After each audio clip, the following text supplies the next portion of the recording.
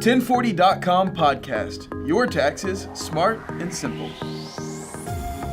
Hey, welcome to the 1040.com podcast, episode 10. Wow. We made it. Did we? Yeah, we made it. It's over after this. Not like we made it as in we've arrived, as in like we did 10 episodes. We made it. It is a milestone. It's important. Who thought that we could get 10 episodes of tax information on a podcast?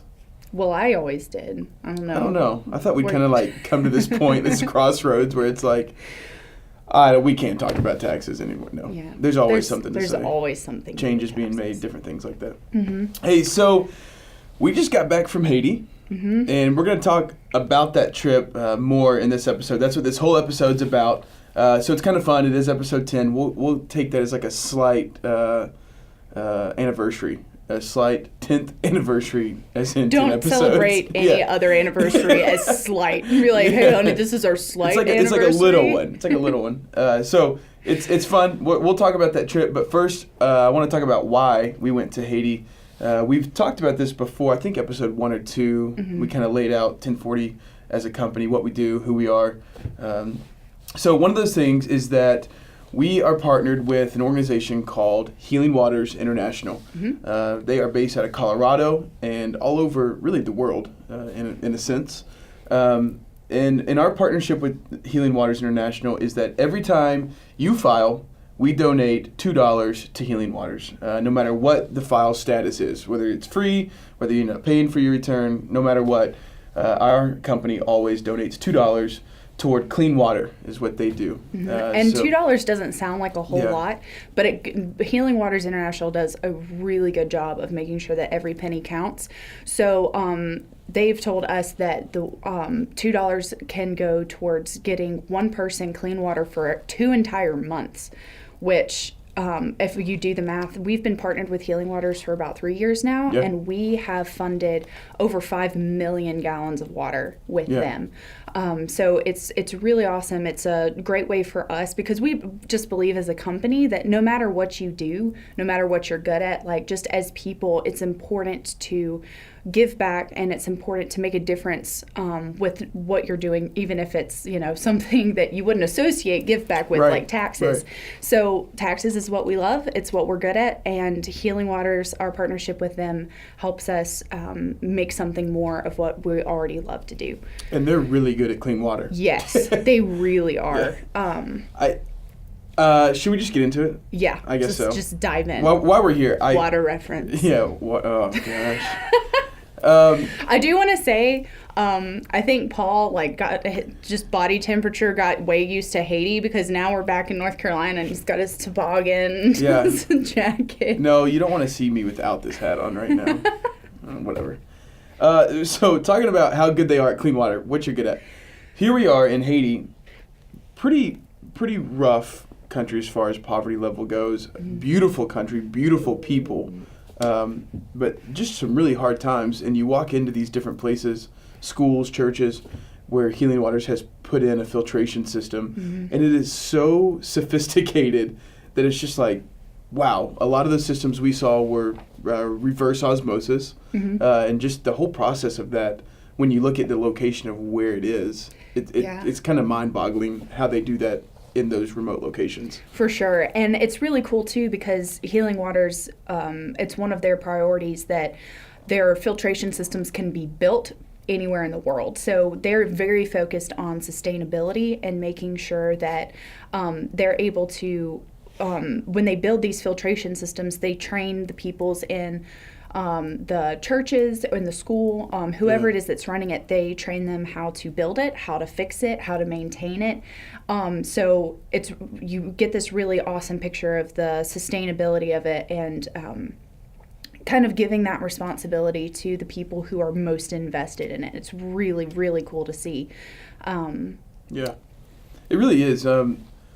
When you walk in and see local people running these stores, they're water stores is what they are.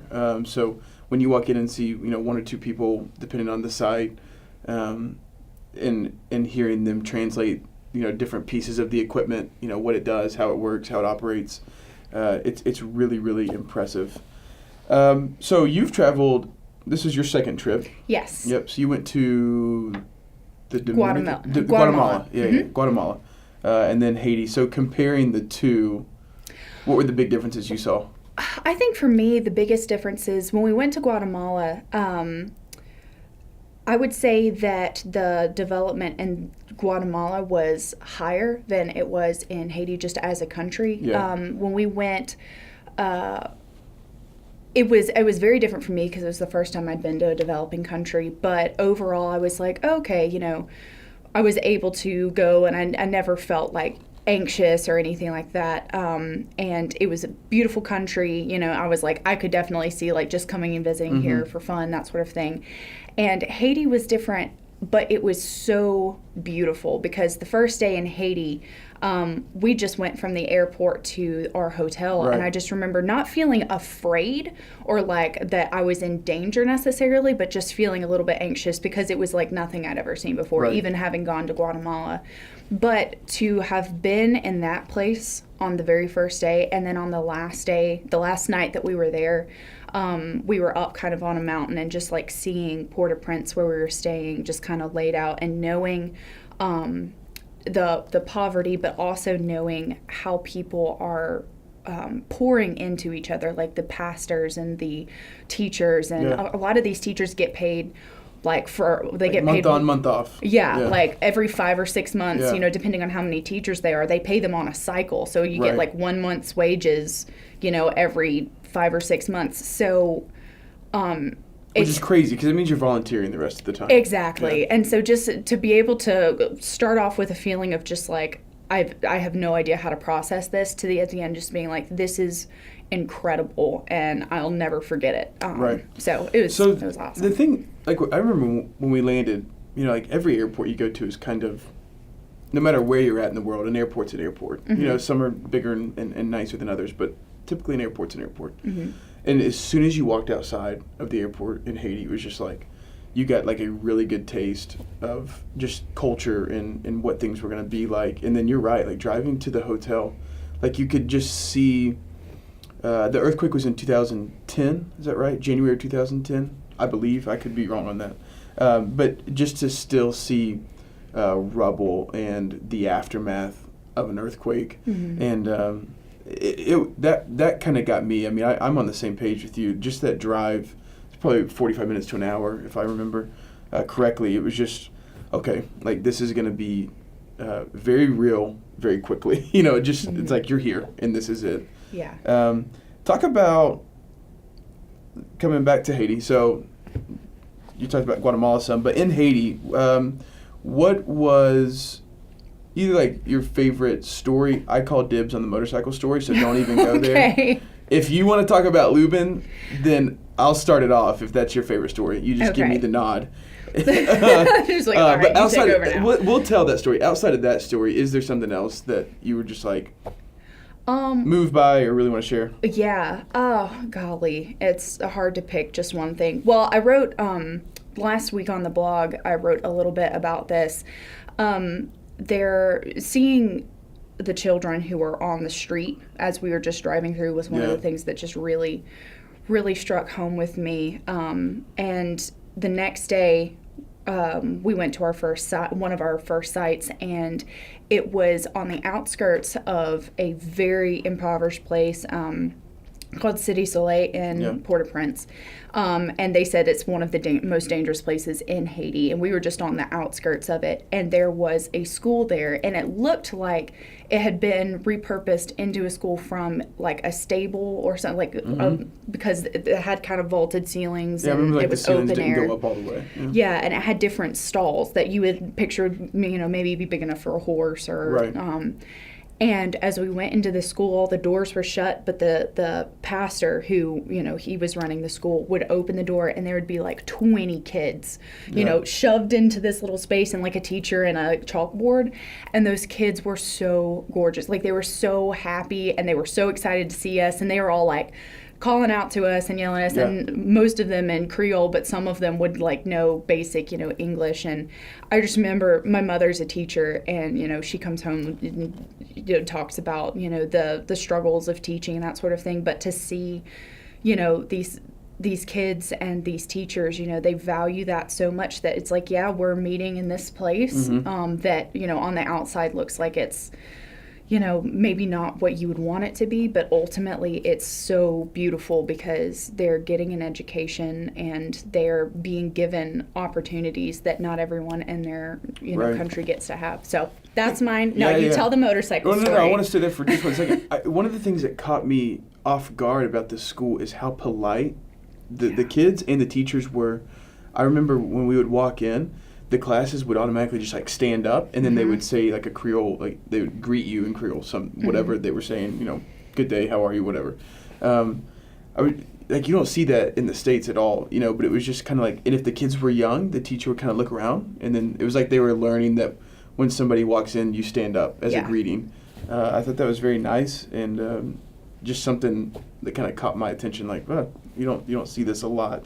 Yeah, not even like in our schools. I don't think anybody would stand up. Yeah, that's like what you do, like if a president walks into the room or something, like you stand, So it was really neat just to see their culture and how they were learning. And you're right, like when you look in those rooms, like to see what they were learning with, what the teachers were teaching with, but no complaints. Extremely happy, the kids are learning and they're being fed. So. And they have clean water. And they have clean water. Had a Healing Waters filtration system, so all the kids who came to the school get that right for around free. The corner there. Yeah. So that was awesome. So we are going to the sites. The last full day we're there, right? And I don't know. Like I don't think we were told exactly how long the drive would be. Yeah, it took longer in the van, I think, than they anticipated because one of the guy who'd made the trip before usually went on his truck. So it was less, wonky. So we're riding in like I would call it a 15-passenger van here, but it's actually probably slightly smaller, somehow with more seats. I don't really know how this thing worked. I don't know. Like the driver and the front passenger seat were like really close to the dashboard, and the engine's like up under somehow. It is pretty interesting. So that's what we rode in all week, and the roads, I mean, you'd say like they're paved or like packed rock or cobblestone some places. Like rubble. Yeah, but there's definitely like huge potholes, and if you've traveled any other kind of developing country, you know that in certain countries there's no traffic lights and intersections are just kind of free for all, whatever. So driving was interesting. So we get in the van to go to a site called Lubin, and we knew it was going to be a trip, but we didn't really know how far. And like 4 hours into the trip, we were driving down coastline, so it was beautiful. We'd kind of weave in and out of coastline. It was really pretty. So about 4 hours into the trip, we turn off of the main road. Am I right? Like 4 hours, maybe? I don't know. I feel like each time we tell the story, it gets a little longer and a little more. 3 days we drove 3 in the days van. later. Let's call it 4 hours. We turned down a dirt road, which is very normal. I mean, that didn't catch us off guard. And we're just going and going and going. And let's just say that some people in the van didn't plan their bathroom breaks properly and really, really needed to get out of the van. And you can imagine bumpy road. Like, you were there. It was really funny. And so we're just passing by, like, these villages, like, unlike anything we had seen. Mm-hmm. So we kind of start getting this idea of where we're going is going to be pretty special. It's out there for sure. And we come to this stretch in the road, and the van driver just says, like, I can't. Like, he's shaking his head, and you can kind of look out the window and see that it's muddy, rutted out and muddy. And, I mean, it looked pretty sketchy for a van, and especially how far out we were and how many people there was. It was just kind of not worth the risk. So we're all kind of standing around, and we get out of the van, trying to figure out what we're going to do. And one of the guys we were with, who lives in Haiti, was calling the pastor of this school and the church, and he says he's got a truck. But in the meantime, somebody recommends that we take motorcycles. And if you've been to Haiti, you know this. The taxis are predominantly motorcycles. I mean, they have these trucks with like camper tops that you can get in and scoot around that way, but a lot of motorcycle taxis. And they have a slightly extended seat on them, but not like a limo seat, right? I mean, it's just like a little bit longer than a normal motorcycle seat, and the footrail that kind of go with the seat. So we're way out in the country, and decide that we're going to take motorcycles the rest of the trip down this dirt road. And so they're kind of passing by. We'd stop one, and then maybe one came by and it had somebody on it, but he wasn't going too much further. Dropped them off, came back. So we end up with 4 motorcycles, and there was 8 or 9 of us. 9. I was thinking like 10. But yeah, a lot of us when you do the math. Not a lot of motorcycles. Yeah, a lot of us and not a lot of motorcycles. So we get on these things, and it's like, the driver's +2, driver +2. And I don't know how this happened, but the one that I'm on is the driver +3, and it's so total 4 grown men on this motorcycle. And they were hilarious, y'all. Like none of them wanted to hold on to each other or anything. So we'd pass by, and they're all just like riding like this, like don't smile, don't look up, They're just like bouncing. Oh, it was funny. I had a camera, so I'm trying to take some really good film, right? Because it's epic shots. It was really cool. And so we made this happen, and we get to this school. So it wasn't like a joyride on a motorcycle by any means. It was awesome, but it was really good experience. But it was definitely to get where we were going. Like that was kind of our either walk. It had been a fairly long walk, or take these things, and it was fun. So we pull into this school, and it's kind of just like we turned in another road, and then the school just kind of opened up, and it was very, very flat piece of land, just dirt, like floor or ground. And then the school and where the water store was, so we meet this pastor, and I'll kick it over to you to talk about Pastor Bo. Yeah, Pastor Bo and his story, and then kind of wrap it up from there. Yeah, so we ended up being so happy that we took the motorcycles in for this, because we almost didn't. But when we got there, Pastor Bo was the man who had started the school and kind of built it up. And so he starts telling us his story, and he spoke very good English, so most of the time we'd needed an interpreter, but it was really cool to just hear this in his own words. He was from a more north part of Haiti, and he had come and visited Lubin on a mission trip of his own.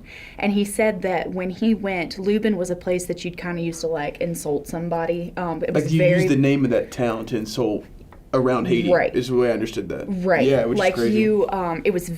It was the most impoverished place that we went. And he said that when he left there after the first time, he said that he was in tears. And his wife was like, why are you crying? He said, I've never seen people live like that.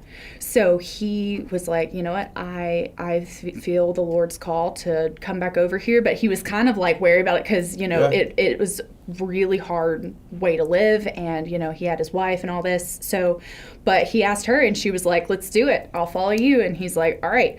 So they go there, and there were 8 voodoo priests in the area. Like, it was crazy. And so they were, pressuring people to give them food, money, clothing. And so everybody in this area was just very oppressed. They like rule the land. Exactly. Yeah. So he came, and he just started telling them, you don't owe them anything. The Lord will protect you. And so people stopped giving the stuff to these priests. And so they came with weapons to Pastor Bo's house. And they said, if you don't leave, we will kill you. Yeah. So Pastor Bo left, and he went back went back home and went to stay with his father. And this was the part of the story I was like, yep, all the Americans are crying. So he went back home, and his father said, why are you here? And he said, they threatened to kill me. And his father said, well, you said that God called you there. And he's like, yeah, but they threatened to kill me. So his father said, okay.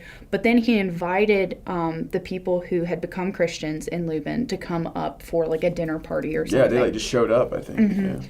And he said, you are all doing the Lord's work down there, and my son's going to go back with you. And like, it was really funny for Pastor Bo to be telling us this story, because he was just like, what? Yeah. like as his dad. And he's like, why are you saying this? I told you they gave me the death threats. And he said, his father said, you are my son and I love you, but I can't protect you. And he said, you are the son of God, and he has called you to this, and he will protect you. Yeah. So Pastor Bo was like, all right. So he went back, and that was 6 years ago. All of the priests, I think except one, there was one still in the area. far off or like just not doing much. All of them had to leave because the people just wouldn't give them. So now they have this school that's there. It's still very, very impoverished, but they just put in a clean water system maybe about a year ago. Yeah. So they have clean water, they have education, and they're just out there doing their ministry. So it was we were all crying. Oh, I say all of us. I know me and Deanne definitely were. Yeah. But the thing about that site that got me the most to kind of help understand what Healing Waters is doing is this was the most remote site we had been to. And when we walked into the water store, you could hear a machine running, and we hadn't heard that noise anywhere else. Like it was like a different kind of noise. And I'll try my best to explain this, but when we turned the corner, they had a very sophisticated piece of equipment that had water running into it, clean water, and it was filling up these little pouches. Think of like a sandwich bag, but sealed all the way around, like that kind of size. And it would bring water in, fill up the bag, cut the bag, seal it, and drop it into a bucket. And it just was doing this. And it ran maybe a minute while we were there. Like they were like wrapping up or just showing us. And I don't know, it probably made like 40 of the, I don't know, it filled up a bucket, like in no time at all. And so to see the equipment that Healing Waters had put in that area to help service a specific need, they did have, just a place, a window to come fill like a 5-gallon jug as well. But I noticed there was like 2 refrigerator units beside that pouch machine, and maybe they're filling them up there and distributing those. So people don't necessarily have to come in. It was just really neat to see a need had been identified, and then they'd figured out a way to take care of it.